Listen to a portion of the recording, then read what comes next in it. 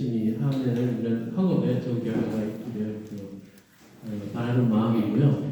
뭐 진료 특강 관련해가지고 제가 오늘 말씀드릴 내용은 사실 이제 제가 지금 연구에 몸담고 있는 줄기세포 치료제, 줄기세포가 사람 또는 동물 재생의학에 어떻게 도움이 되고 어떻게 지금 개발이 진행되고 있는가 하는 그런 얘기를 중심으로 해가지고 말씀을 드리도록 하겠습니다. 줄기세포에 대해서 아니면 세포치료에 대해서 말씀드리기 전에 먼저 간단하게 우리 약에 대해서 이제 한번 말씀을 드리도록 하겠습니다. 사실 우리가 아프면 병원에 가잖아요. 그럼 병원에 가면은 의사 선생님이 이제 이렇게 확인도 하고 검사도 하고 해서 어디가 아프시다 해서 이제 진단이 나오죠. 그럼 진단이 나오면 이제 어떻게 하죠? 그 다음에 처방전이 나오고 그 다음에 우리가 약국에 가서 약을 받거나 아니면 병원에서 약 처방을 받거나 하는 거기서 어떤 질병과 그 다음에 치료 사이에 제일 중요한 게 약이에요. 물론 진단이 더 중요하지만 어떤 병인지를 아는 게 중요하고 그 다음에 이제 약으로 우리가 이제 치료를 받게 되죠. 사실 사람의 역사 쭉 봤을 때 약은 옛날부터 사람이 그러니까 질병이 있었잖아요, 그렇죠? 지금만 있는 건 아니잖아요. 그렇기 때문에 사실 사람의 역사하고 약은 같이 해왔어요, 그죠? 뭐 그 중에 하나가 예를 들어서 가장 자연적인 약이라면 그게 일종의 어떤 포도주 같은 거 사실 굉장히 중요한 마취제이기도 하고 또 수면제이기도 하고 사람을 편안하게 하는 여러 가지 즐겁게 하는 더 나아가서는 이런 것까지 그런 것까지 다 포함한다 그러면 사실은 사람의 어떤 그런 역사가 결국은 그런 것들 약과 이렇게 이제 연관이 있어요. 그랬을 때 우리가 지금 정의하는 약이라는 그 개념이 있기 전에 그렇게 있어 왔는데 우리가 잘 알다시피 동의보감은 사실 그 전에 경험의학을 통해서 이거는 먹으니까 이런 병에 좋더라 이런 거를 편하게 하더라 그죠? 해서 정리하는 게 동의보감이라고 배웠잖아요. 그래서 이제 동의보감이 보면은 1596년도에 이제 허준에 의해서 정리가 되었는데 그 전부터 우리는 그걸 계속 써왔었는 거예요. 산에 가서 어떤 풀을 약재를 아니면 채취해가지고 인삼 이런 거 아직도 쓰고 있잖아요, 그죠? 근데 그거는 현대의학에서의 의미에서의 약이라기보다는 어쨌든 그거를 한 개념으로 전통의약품이다 이렇게 이제 하죠. 왜 그런지는 이제 좀 이따 얘기할게요. 그게 약이 아니라는 뜻은 아니에요. 한방도 분명히 어떤 치료 방법 중에 하나고 한의학도 의학의 한 분야이기 때문에 굉장히 중요하죠. 근데 이제 약이라고 했을 때는 그 이후에 한 1899년도 이후에는 어떤 개념이냐면은 실제로 우리 아스피린 흔히 이제 머리 아플 때 아니면 열날 때 먹죠. 그죠? 아스피린. 그게 어떻게 보면 약의 사실 역사의 최초의 약이에요. 말하자면 어떤 의미에서냐면 이렇게 그 아스피린은 너무 간단해요. 화학적으로 합성하기가. 아세트산. 우리가 얘기하는 아세트산하고 살리실릭 애시드를 붙이면 그게 아스피린이 되는 거예요.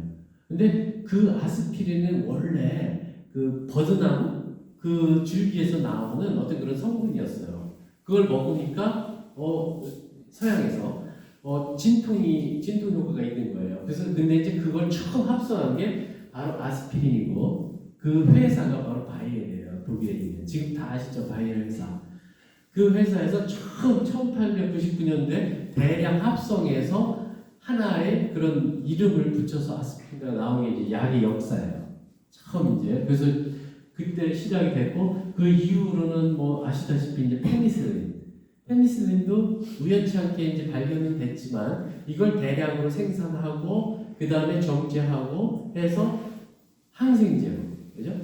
이 역사는 굉장한 거예요. 사실은 이게 없었다면 아직도 우리 수술을 하는데 그 수술하는데 사실은 수술이 잘못돼서 죽는 게 아니라 대부분이 어떻게 죽냐면 감염 때문에 죽는 거거든요. 근데 그거를 막을 수 있었던 게 이제 항생제의 역사가 시작되는 거예요. 그러면서 지금 현대 뭐 수술 굉장히 많이 보편화가 돼 있잖아요. 어디서든 이렇게 수술이 가능하게 된 게, 그리고 2차 대전 당시에 그 병사들을 제일 많이 사실 구한 게 바로 이 항생제의 덕분인 거예요.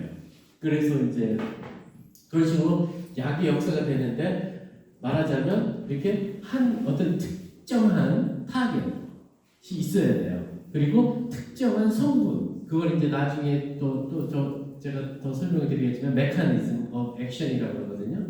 그런 것들이 특정화가 돼야 돼요. 근데 한방은 아직은 거기에는 예를 들어서 우리가 무슨 인삼을 먹더라도 인삼 안에는 굉장히 많은 성분들이 뭐 100가지 이상의 성분들이 사실 들어있는 거거든요.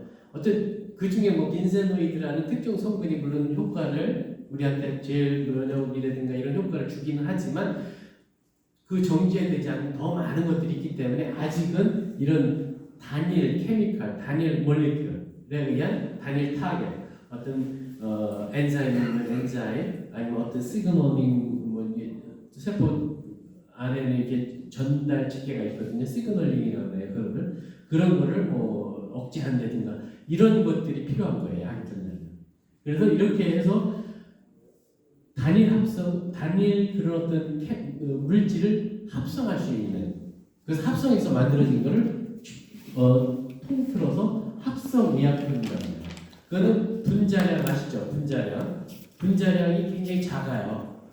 비교해서 나중에 얘기할 바이오의약품에서 물론 비교해서요.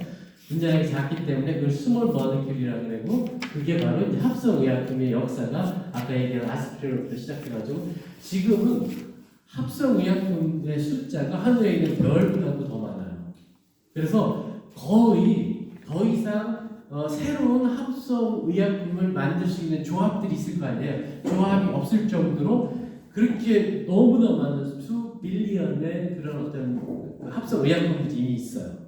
그래서 그걸 이제 케미컬 라이브러리라고 그러는데, 너무 많으니까 이제 도서관에 책이 많은 것처럼 이제 케미컬 라이브러리라고 하는데, 거기에서 이제 그런 케미컬들을 발굴을 해내고, 그래서 그걸로 또 약도 만들고, 뭐 제약회사는 그거를 어떤 적응증에 맞춰가지고 이제 판매도 하고, 이런 게 이제 합성의약품들이에요.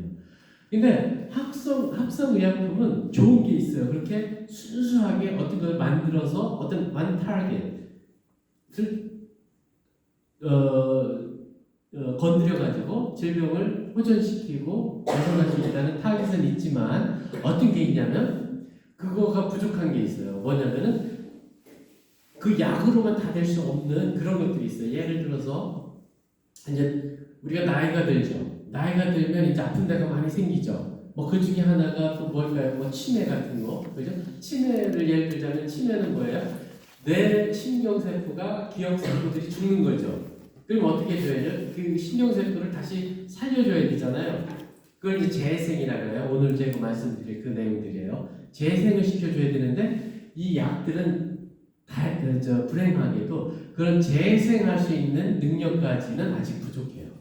어떤 아주 스페시픽한, 아주 특정 그 타겟은 있는데, 그죠? 그런 요구들이 생기는 거예요. 이제 그러니까 약으로 치료할 수 없는 재생, 이런 부분에 그 필요, 니드가 생기기 시작하는 거예요. 그래서 나오기 시작한 게 이제 바이오의약품이 나오게 돼요.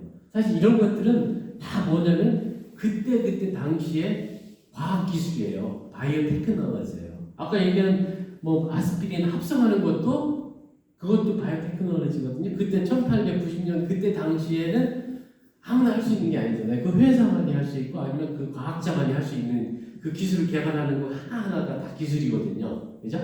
그런 테크놀로지 관련이 있는데, 마찬가지로 바이오의약품은 그런 테크놀로지하고 또 더 밀접한 관계가 있어요.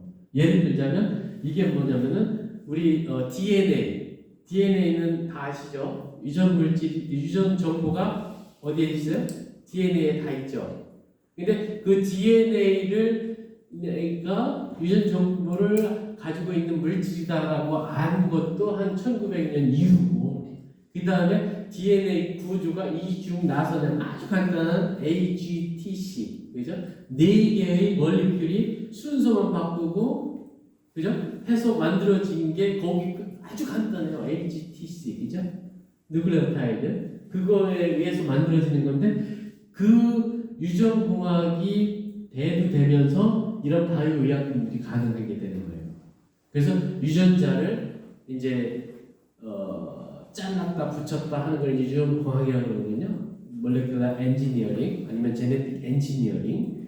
그래서 그런 기술이 나오기 시작하면서 이제 사람한테 인슐린 뭔지 알죠? 당뇨병 환자한테 필요한 게 인슐린이죠. 했을 때 인슐린이 부족하면 당뇨가 생기는구나. 이거는 이제 알고 있었어요. 그 의사들이 이제 생리학자들이 그것까지는 알고 있었는데, 그럼 인슐린을 어떻게 넣어주지? 그건 너무 커요. 그렇게 케미컬처럼 합성하기에는 할 수가 없어요. 그래가지고 미생물의 도움을 받는 거예요. 그래서 그 사람 인슐린 유전자, 사실 인슐린 유전자는 굉장히 작은 것 중에 하나예요. 유전자 사이즈를 봤을 때 이렇게 핸들링하기가 편하죠. 그래서 인슐린 유전자를 조작해서 그것은 박테리아에서 집어넣어가지고 그 인슐린을 만들게 하는 거예요. 박테리아가 인슐린을. 그래서 인슐린을 이제 우리는 대량으로 만들어가지고 그걸 정제하면은 그게 당뇨 환자들이 주사 맞는 그 인슐린이 되는 거예요. 그 기술을 처음 만든 게 바로 릴리라는 미국 회사예요. 그 1982년도에 처음 성공을 했고, 이런 기술이 필요한 거예요. 이런 기술을 하면 이제 뭐 인슐린뿐만 아니라 키가 안 크는 사람들은 성장 호르몬 만들어낼 수 있어요. 성장 호르몬도 비교적 사이즈가 작아요. 쉬운 것부터 하는 거니까. 그런 식으로 해가지고 뭐 나중에 이제 항체가 되면 이제 좀 사이즈가 커져요. 그래서 면역 억제제 같은 것도 만들어내고, 그 다음에는 이번에 뭐 코로나 때문에 우리 너무 잘 알죠. 이제 RNA 백신, DNA 백신, 뭐 프로틴 백신 다 이제 배웠죠. 코로나 백신 맞으면서, 그죠? 그런 것까지 다 가능하게 되는 거예요. 이렇게 해서 이제 그런 바이오 테크놀로지, 몰레큘러 바이올로지, 유전공학 이런 거를 통해서 이렇게 바이오 의약품이 나왔는데, 계속 아직까지도 바이오 의약품 하나하나 가지고서는 재생, 아까 극극적인, 그죠? 우리가 이제 더 큰 문제는 이제 나이가 들어가지고 재생이 필요한 그런 신경세포라든가, 아니면 재생이 안 되는, 특별히 안 되는 그런 우리 조직들이 우리 몸 안에 많이 있어요. 그 중에 하나가 또 뼈예요. 나이 들면 어머니, 아버지, 할머니들, 할아버지들 뭐가 걸려요? 골다공증. 그렇잖아요. 그거는 결국은 뼈가 없어지는 거거든요. 그거는 왜 그러냐면 노화하고 관련이 있는 거고, 뼈를 만들어내는 줄기세포가 점점 없어지기 때문에 뼈는 항상 항상성을 유지하는데 뼈를 잃어버리는 게 더 많은 거예요. 생산하는 것보다. 어렸을 때는, 성장할 때는 뼈가 얼마나 단단하고 부러져도 금방 붙잖아요. 그죠? 그런 것처럼 재생까지는 아직도 바이오약품을 못하는데, 바이오약품 중에 한 분야, 그게 이제 거기도 첨단까지 하나 더 붙여가지고, 그게 바로 줄기세포 아니면 유전자 치료제, 진 테라피, 이런 개념으로 이제 쭉 전통의약품에서 합성의약품이 이제 포화가 되니까 그 필요가 이제 바이오의약품에 의해서 채워졌는데, 바이오의약품이 채울 수 없었던 그 틈새, 재생, 그죠? 그거를 우리 이제 첨단 바이오의약품이라는 그 세포 치료제, 줄기세포 치료제 또는 유전자 치료제들이 담당하고 있는 거예요. 그 요약하면 바이오의약품의 특징은 아까 얘기했던 케미컬, 스몰 몰리큘에 비해서 복잡하고 사이즈가 커요. 분자량으로 따지는 거예요. 분자량 뭔지 알죠? 몰리큘러의 분자량이 커지는 거예요.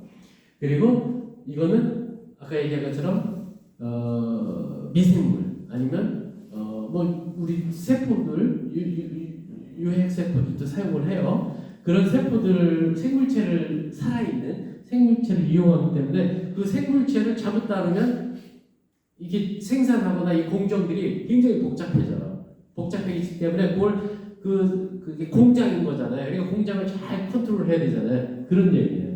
아주 그 공장을 잘 컨트롤하고 잘 만들 수 있는 그런 사람들이 필요한 거예요. 그게 바로 저희 같은 이제 세포 생물학자들 아니면 이런 바이오 의약품을 만드는 사람들은 그런 거를 잘 관리하는 사람들이에요. 세포를 잘 만지고 잘 관리하고 유지할 수 있는 거.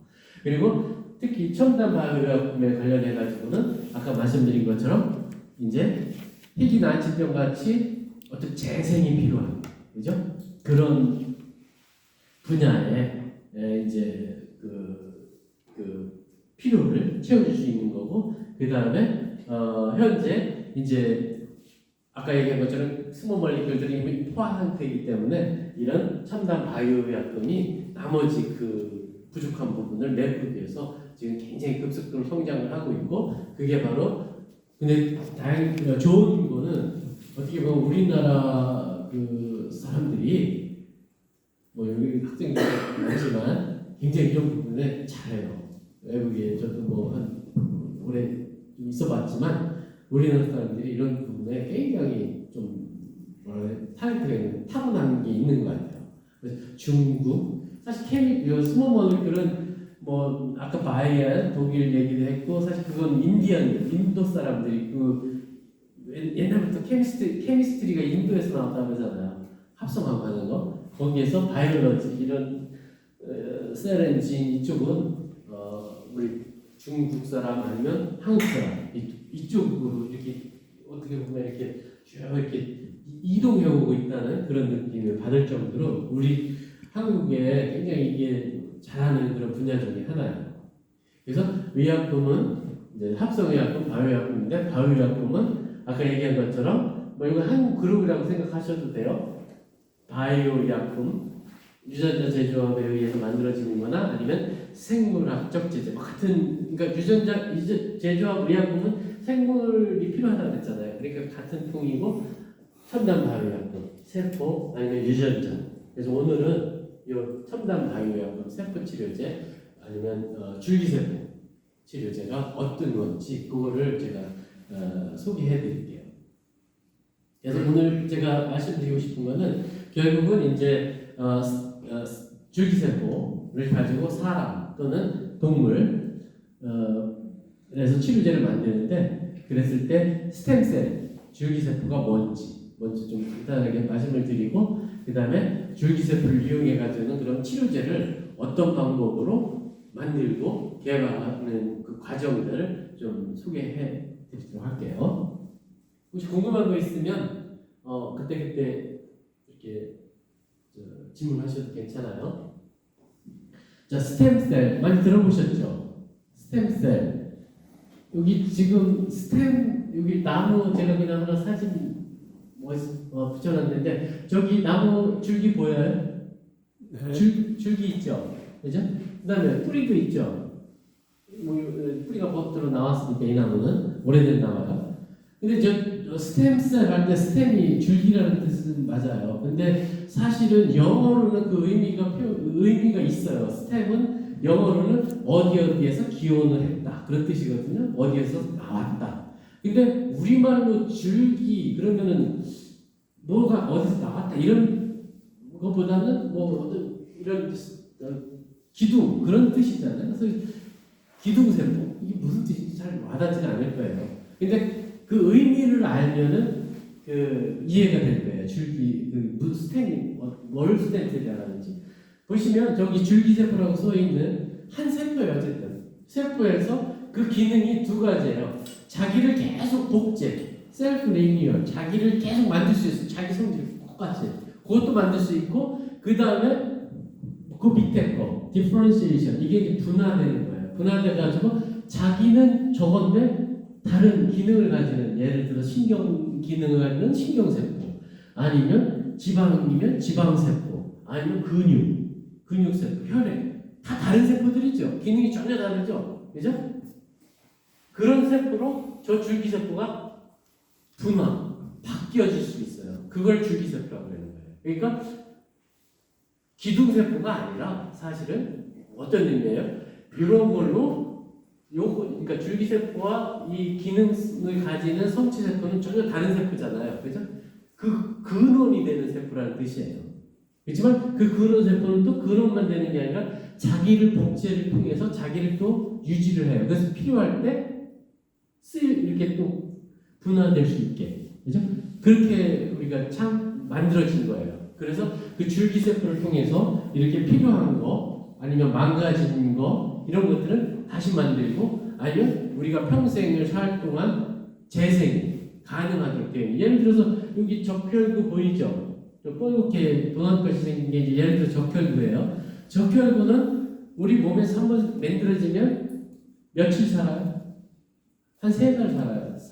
120일. 120일 정도면 적혈구 세포는 죽는 게 정상이에요.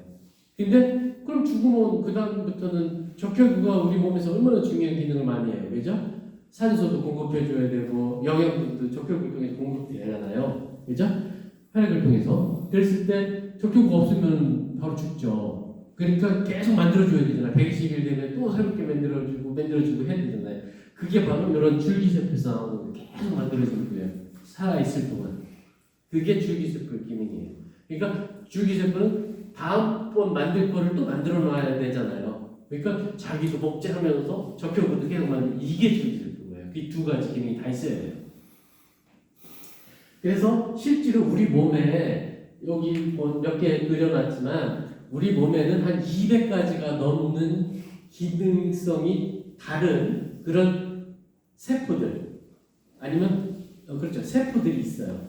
아니면 우리 몸 안에는 200개가 넘어요. 200에서 300가 뭐 다 세보진 않았지만 그 세포들은 바로 그 줄기세포에서 나와요. 예를 들어서 우리가 처음 이제 난자와 정자가 만나면 그 다음에 완셀이 되는데 그게 뭐냐면 자이거트 수정관이 되거든요. 그래서 완셀이 분열해서 2개가 되고 투셀이 되고 다시 분열되면 4셀이 되고 세부 시간에 배웠죠. 그 다음에 8, 16 이렇게 쭉 분열 계속 해나가잖아요. 그 어떤 단계에 대박과돼요. 이제 분열이 해서 세포 수가 한 1000개 정도 모이면 블라스토시스트라고 해요. 그래서 요 블라스토시스트 요게 이제 메아줄기세포 여기서 나오는 거고 블라스토시스트가 더 진행이 되면 이제 3배열 점 레이어라고 해요. 3배열이 돼가지고 거기서 4배열 세포들은 이렇게 뭐 판크레아 췌장이라든가 간이라든가 뭐 폐라든가 이런 게 4배열에서 나오고 요 위치에요. 뭐 그림으로 치면 그 다음에 외배열 바깥쪽에 있다고 해가지고 외배열에서는 우리 신경세포나 아니면 뇌세포나 아니면 피부 이렇게 분화가 되고 그 다음에 중배열 여기 가운데 쪽이라고 해서 중배열에서는 이제 우리 뼈라든가 아니면 지방조직이라든가 아니면 여기 근육 이런 것들이 다 여기서 나오는 거예요. 요 세포 하나 처음 저 세포에서부터 요 세포에서부터 이렇게 우리 몸 안에 있는 모든 세포들이 아까 얘기한 것처럼 200가지도 넘는 모든 세포들이 이렇게 나오는 거예요. 그래서 이게 이제 한 줄기세포에서 만들어진다는 거 그렇게 이해하시면 되고요. 그랬을 때 먼저 본론 들어가기 전에 그 줄기세포가 어떻게 연구되어 왔나 하는 거를 간략하게 말씀을 드리면 먼저 69년도 68년도 여기 사진에 있는 게 저게 아폴로가 지금 저 뭐죠? 달에 도착하는 그 사진이거든요. 68년도에 그때 저 사람에서는 그 뭐죠? 그 본메로 트랜스플란테이션 그러니까 본메로가 뭐죠? 골수 이식. 그러니까 암에 걸린 사람은 암에 걸리면 어떻게 되냐면은 그 백혈구가 너무 많아지는 거잖아요. 암이 그러니까 백혈병 암 다가 아니고 백혈병은 그죠? 그런 사람은 백혈구가 너무 많아져가지고 아까 얘기한 적혈구가 없는 거예요. 피 속에. 그러니까 이제 그래서 백혈병이라고 그러는 거예요. 그러니까 이제 사람이 힘이 없어지고 얼굴이 하얘지고 이제 그래서 죽게 되는 게 이제 백혈병인데 그 사람들의 치료를 위해서는 어떻게 해야 돼요? 그 적혈구를 넣어줘야 되잖아요. 그죠? 그리고 백혈구는 줄여줘야 되고.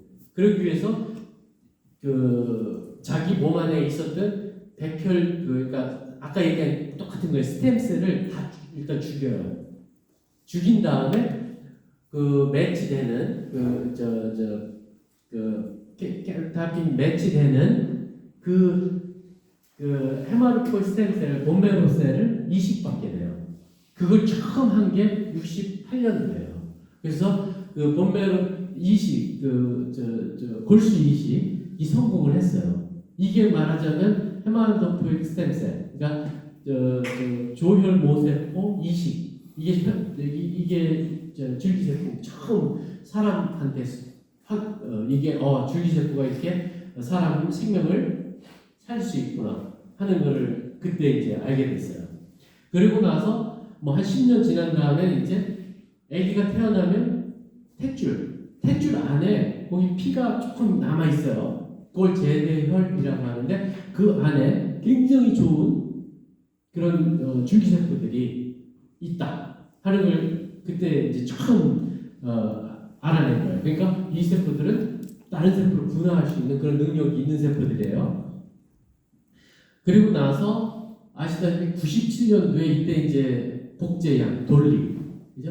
복제, 뉴클리어 트랜스퍼 방법으로 해가지고 핵 이식을 방법을 통해 가지고 똑같은 그 양을 유전적으로 똑같다는 뜻이에요. 똑같은 걸 복제를 가능하게 한 게 이제 그 97년도예요.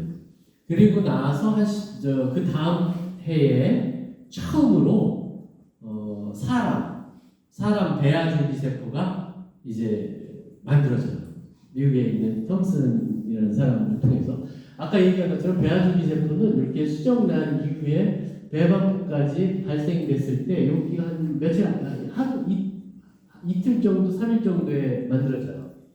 이 배방부에 있는 세포를 분리하면 이렇게 배아줄기세포가 되는 거예요.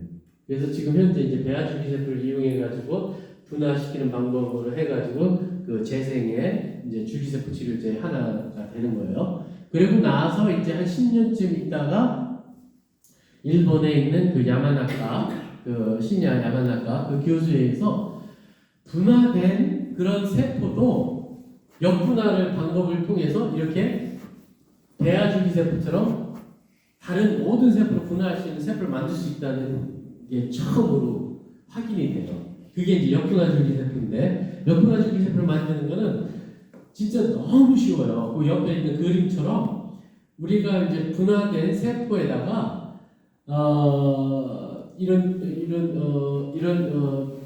줄기세포의 기능을 가지는 그런 유전자를 딱 4가지만 그건 이제 SARS2라든가 ARC4라든가 KLF 뭐 유전자 이름이에요. 그 4가지를 저렇게 이제 집어넣어줘요.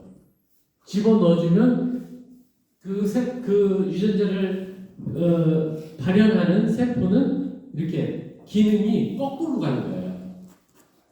모든 세포로 분화될 수 있는 그 기능을 갖는다. 역분화라고 하는 거예요. 그래서 역분화라고 해요.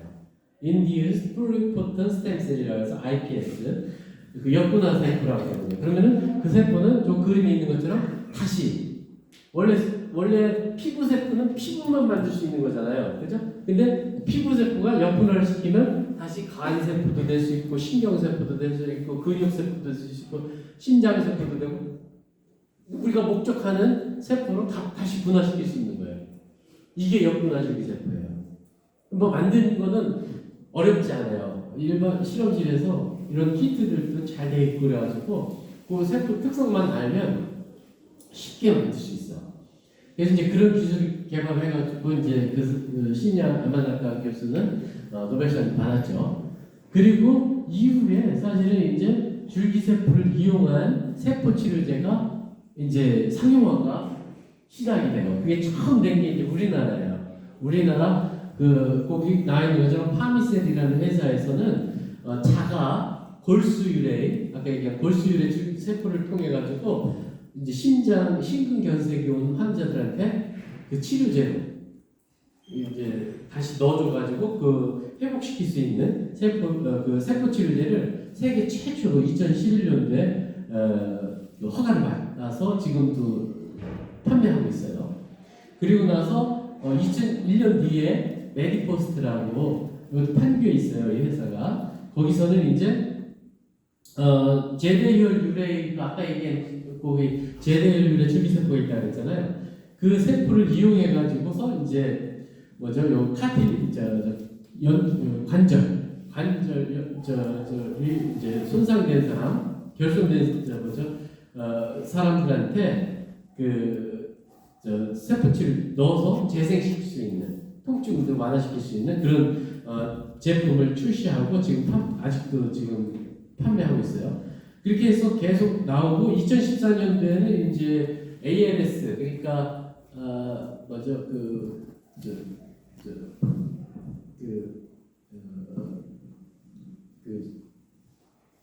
ALS가 뭐죠? 우리말로. 그러니까 이것도 신경질환이에요. 그래가지고서 마비되는 거 있잖아요. 그래서 나중에는 이제 호흡이 안 돼가지고 죽는데 그 질환, 루게릭병 치료제를 코아스텐, 이것도 한국 회사예요. 뉴로나타 R이라는 그런 줄기세포 치료제가 나오죠. 그래서 이런 식으로 해가지고 지금 현재는 조금 뒤늦게지만 아까 얘기한 배아줄기세포를 이용해가지고서 우리 몸의 재생에 필요한 그 세포를 분화시킬 수 있다고 그랬잖아요. 그죠? 그렇게 해가지고 세포 치료제를 만들든지 아니면 아까 얘기한 역분화줄기세포를 이용해가지고 분화시켜가지고 여러 가지 우리 몸에 파킨슨이라든가 아니면 항암제를 쓴다든가 아니면 카틸리지 디펙트라든가 여러 가지 그 재생이 필요한 그런 병에 지금 이제 사용할 수 있도록 치료제를 개발하는 거를 지금 계속 개발을 하고 있어요. 그래가지고 지금 사람한테 임상 시험을 할 정도까지 다 와 있어요. 그래서 조만간에 그 안전성을 확인하고 그다음에 이제 세포 치료제가 아마 그 배아줄기세포 유래의 줄기세포 치료제 아니면 역분화 줄기세포 아니면 아까 얘기한 사람 그 중간적 줄기세포 유래의 세포들이 세포 치료제가 이제 나오게 될 거예요. 이렇게 너무 길게 얘기했지만 어쨌든 줄기세포는 우리 몸에서 아기 때부터 시작해가지고 그 다음에 성체가 되고 이거는 쥐를 표현한 거지만 어쨌든 우리 라이프 사이클의 전반에 걸쳐서 줄기세포 소스는 어디든지 있는 거예요. 그래서 그 소스에 따라서 다만 어느 단계에서 얻느냐에 따라서 예를 들어서 아까 얘기한 배방부에서 얻게 되면은 배아줄기세포, 역분화줄기세포처럼 어느 장기 이게 산꼭대기 계곡에서 붓을 굴리면 계속 내려가는데 결국은 한 운명이 정해지잖아요. 이런 원리랑 똑같아. 줄기세포 이해하실 때. 그러니까 아주 어렸을 때, 그죠? 배아에서 얻게 되면 배아줄기세포, 역분화줄기세포 이 기능은 어느 세포로든지 다 갈 수, 어느 계곡으로든 내려갈 수 있는 거예요. 근데 조금 더 가서 이제 중간 단계에 오면은 어느 정도 그 운명이 정해져요. 그래가지고서 아까 슬라이드에서 얘기했던 것처럼 중배역이 된다든가 아니면 외배역이 된다든가 내배역이 된다든가 그게 정해지고 나중에 이제 성체세포가 되면 더 이상 분화가 되지 않는 단 역분화 요 세포를 거꾸로 역분화를 시키면 이제 그 전분화능을 얻게 되는 그런 게 이제 줄기세포의 개념이에요. 여기까지 좀 더 이해가 되셨어요? 이제 너무 조금 이제 길어지니까 조금 졸기 시작하는 것 같은데 오후가 돼서 조는 건 당연할 거예요. 혹시 여기까지 질문 없으시면 다음으로 또 넘어가겠습니다. 자.